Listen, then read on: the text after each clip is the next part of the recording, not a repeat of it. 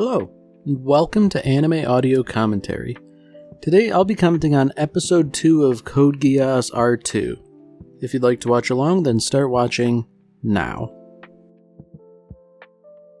So, I was a little hard on the previous episode, I think, and I don't think it was entirely warranted, seeing as how it has been revealed that essentially Lelouch was under some sort of spell here. So, I guess I'm willing to overlook some of that, but the more I thought about it, the more this leads to a lot of questions. One of which being that Rollo character, because there's no good explanation for why he's around.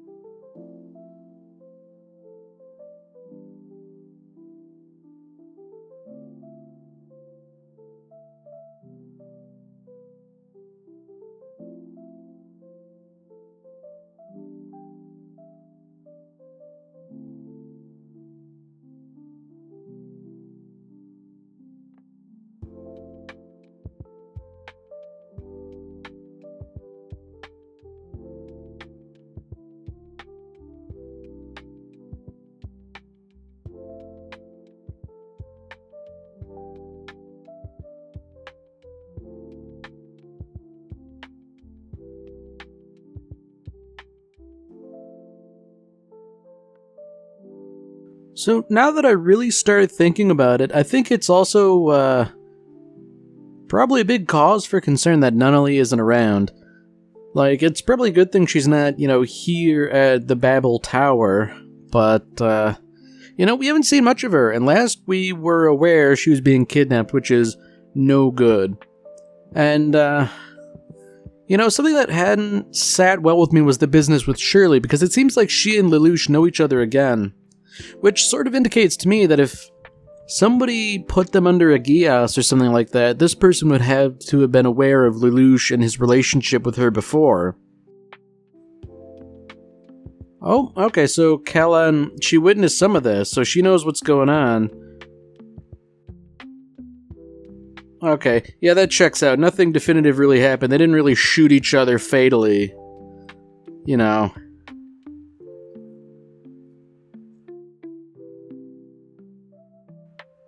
Alright, so, I would have thought Kellan would have intervened, but, I suppose not. So I guess the question is, Suzaku, who had every reason to kill Lelouch at that point, why did he refrain from doing that? So there's a little bit of closure there, I guess, but... Oh, okay. No, I guess we're just learning the whole thing then. So I guess it's the Emperor then. Because, he's sort of been hinted to be a big figure, given that he's the Emperor and all that. But, yeah, Lelouch is really in a pickle here, I guess, if he can't even, make eye contact.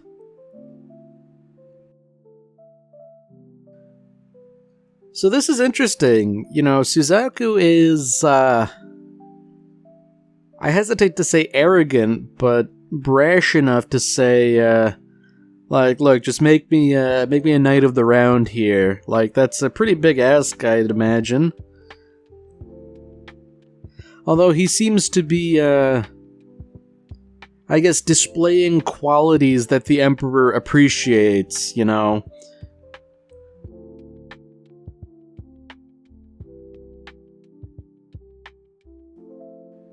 So it seems like the Emperor is the one with the Geass. Yeah, okay.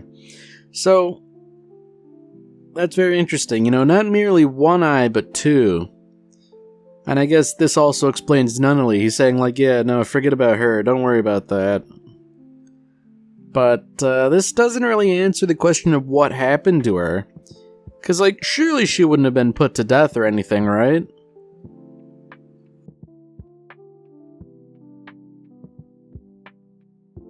Man, so, if Lelouch was not well disposed towards the Emperor to begin with, like, I'm sure he's gotta feel pretty sour about it now. Ooh.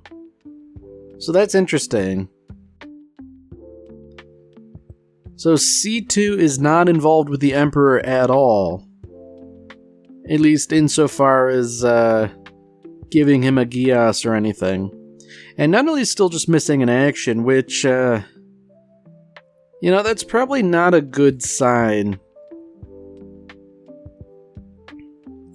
I mean, at least Lelouch has his head on straight here, in that his biggest priority is finding Nunnally, but none of this explains Rollo, because he's not mentioned in the visions, or the flashbacks, rather. And, yeah, I don't know. Like, none of this is explained. Like, does Lelouch actually have a brother, or is he some sort of, like, half-brother, as is the case, with the Emperor having multiple wives and things?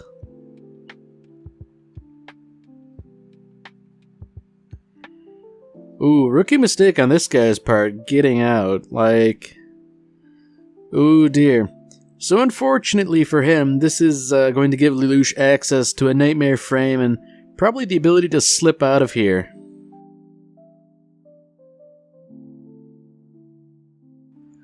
So wow, this really is just like kind of the first episode with a little bit of a twist. Because this is essentially what happened before, he Geassed Villa anew and took her nightmare frame and got out of Dodge. I mean, I feel like things have to get back up to speed pretty quickly from here on out, just because, he doesn't have to go through the rigmarole of learning how the Geass works and all that. I guess the big thing he would have to do is reestablish a base of power and sort of rally the Black Knights and all that. Because we're led to believe that without Lelouch, they were really doing poorly. And I feel like, considering the resounding success they had in capturing Japan, maybe they shouldn't have been just stomped on so quickly, but it seems like they were.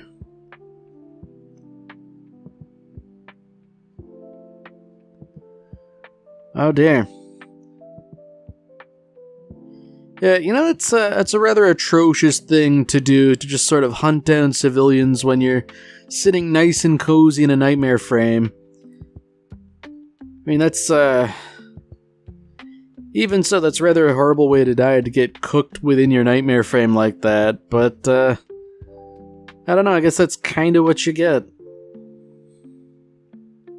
So it seems like everything's just back in business, with Lelouch leading things, the Black Knights are suddenly effective again, able to, just take out a significantly stronger force. It is kind of, I don't want to say disappointing, but like, boy, if I was a Black Knight, I'd feel a little bad about how incompetent they had been in the absence of Zero. So, we've got a new Governor General here, which, that indicates to me that Cornelia is gone. And I guess, we haven't seen much of her either since the previous season. I don't recall her being killed or anything. I'm pretty sure, Lelouch explicitly left her alive. But, I don't know, maybe she was disgraced. I wouldn't be surprised. And I guess speaking of disgraced people, that also leaves the matter of Agent Orange. We don't really know what happened to him. Ooh. So for the Emperor to refer to Area 11 as bait, like, that's something. This leads me to believe that things are about to get hairier than they have done already. Oh, wow. So it seems like Suzaku has really ingratiated himself to the Emperor and to his inner circle. I wonder to what end he's being taken here. Ooh. So I guess this shrine is a weapon to overthrow the gods, as the Emperor puts it. You know, that's never good if you're doing that. But, I guess this sort of, well, I don't want to say it explains it, but it probably ties into those ruins and the little Geass rune.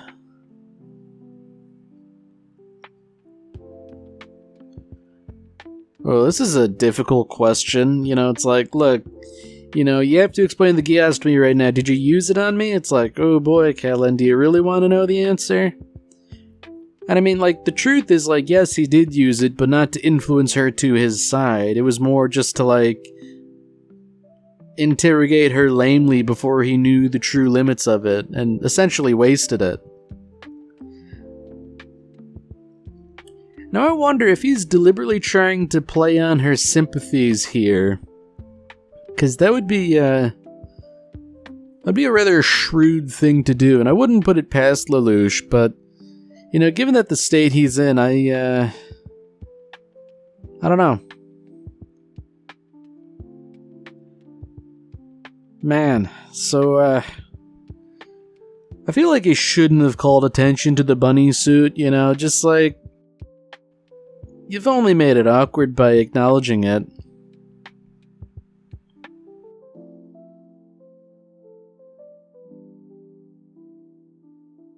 So, I guess this is what the Emperor meant by bait. So it seems like they're just landing like a whole, I guess a fleet you would call it. And interesting that the Governor General saying like, we'll show the Chinese Federation the might of the Britannian Empire. I mean, this seems to indicate that, well, I guess now that I think about it, it's not necessarily that they assume the Chinese Federation are the enemy, but this is like a big show of force to show them. It's like, look, we're on good terms now, but you guys better watch it, because you might be next. And I guess that makes sense, you know. Alright, so the Babel Tower here, like, it strikes me as sort of, structurally similar to, whatever that hotel was in the first season with the kidnapping, because, like, there's a tunnel that gets you into it, which makes me wonder if the Lancelot's going to be deployed again or something.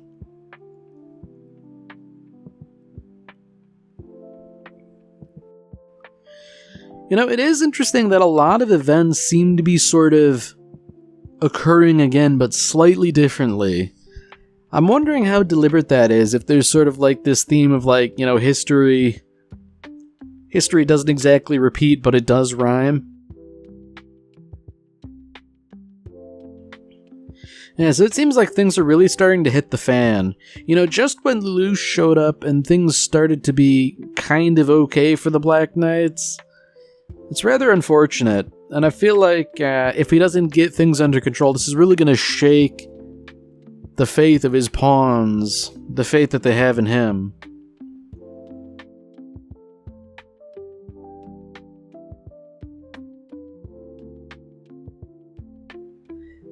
You know, something about this foreboding music tells me that this isn't exactly going to be a stunning Black Knight victory. And this new Nightmare frame here, I get the feeling this is some sort of like a special weapon. Oh, that's bad. A mass-produced prototype based off the Lancelot. You know, the Lancelot was like the big Britannian ace in the hole here, and now if there's like mass-produced versions based off of it, then that means like, you know, the ordinary line trooper in a Nightmare frame is going to be a lot more competent, and this will be highly detrimental to the Black Knights and their overall efficacy. Because, you know, the Lancelot butchered them pretty handily, and that was just Suzaku by himself. But if, you know, the line troops, or even just, like, any sizable amount of people get their hands on these, like, you know, it might as well be over, you know? Because, like, Lelouch isn't exactly up to the task, it seems. Although that said, we don't know that this isn't just like a one-off prototype.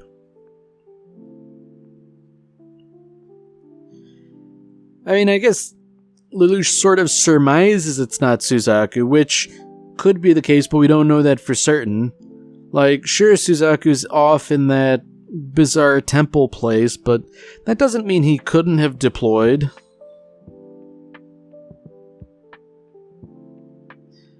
Man, it's bad when you're saying, like, the stuff that's visibly happening isn't physically possible. Like, that's when you know things are bad.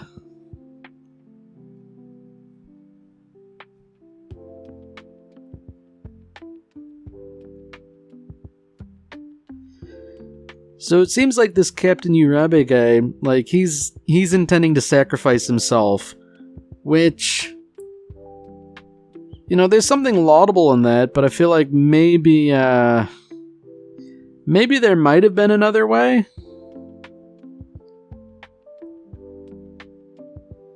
I mean, I feel like if that Lancelot prototype is truly being blown up, I mean, it hasn't been, it was just sort of damaged.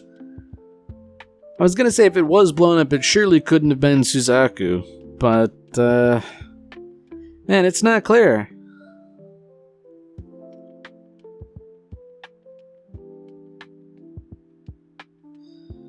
It is kind of interesting that Zero is so concerned about casualties once again, because by the end of the previous season, like, people were dying in droves, both allies and enemies and civilians, and, like, it sort of stopped mattering.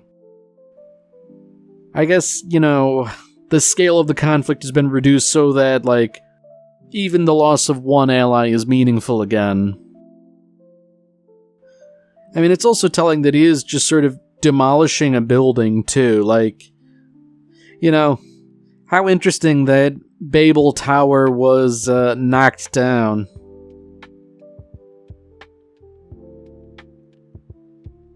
Oh, okay, so that's the plan, collapse the tower onto the massed forces. So, yeah, okay, dead people don't matter anymore, I guess, like, laugh at them. It is interesting that the Governor General was, a casualty, so, like, things are already kinda bad for the Britannians. Now, I guess the question is, will this drag Cornelia back into things?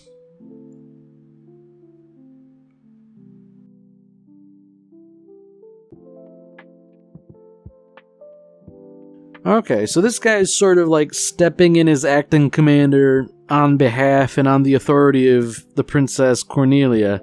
So, like, I guess she's still around, but that she's not in, like, active duty is, I mean, not disheartening necessarily, but it's probably not a good thing.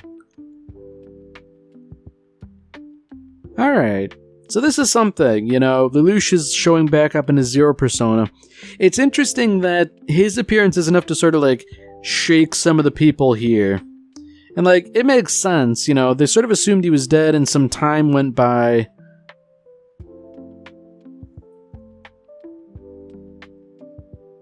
Alright, so I guess, it's interesting that some people have already ruled out that it could be a copycat or an imposter. And I guess, this is Zero's chance for a big sort of propagandistic display here. It's like, look, things are bad, the Britannians are crushing us, but, like, I'm not gonna let this bad stuff go on. Like, I don't like bad things, I like good things. He's talking about being revived and things like that, and I feel like, maybe leaning into, like, a sort of a messianic appearance might work to his favor, saying, like, I was revived, I was dead, but now I'm back, so, flock to my banner and we'll teach these Britannians what for.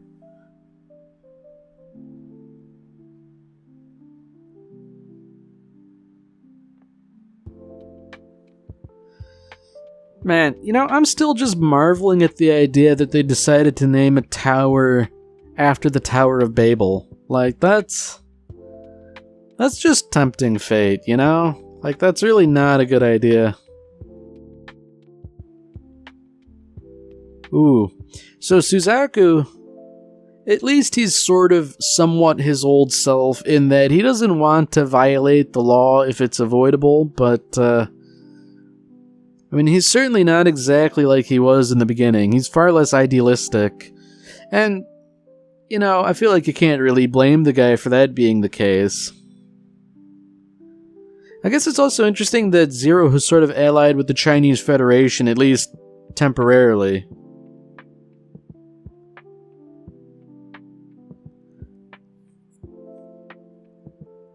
Man, that is still a silly name, the United States of Japan. Like, surely it would just be the United State, right? You know, plural. Ah, well. So, it seems like this is a big diplomatic blow to the Britannian Empire that the Chinese Federation has allied itself with Zero. Okay, you know, that makes more sense. Like, the United States of Japan, like, Area 11 is merely the first state. Although this kind of seems like a bigger problem in the making to me, because, you know, what's to prevent him from becoming like the Britannian Empire, you know?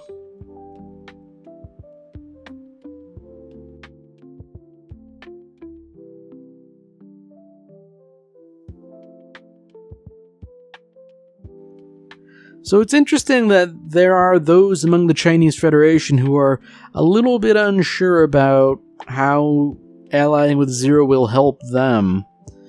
You know, I feel like it's a little too late to be worried about that, but... Oh. Okay, so Rolo is definitely more than meets the eye. Huh. Okay, yeah, he's got his own gas too, of course.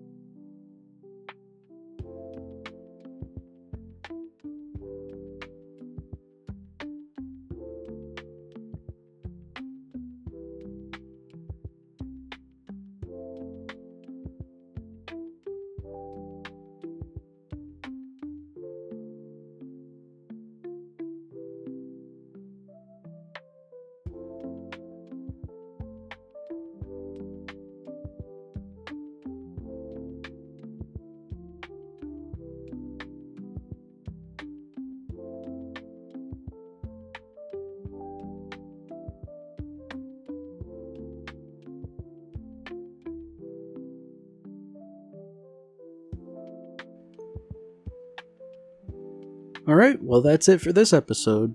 If you've enjoyed it, then by all means, tune in for the next one. See you, Space Cowboy.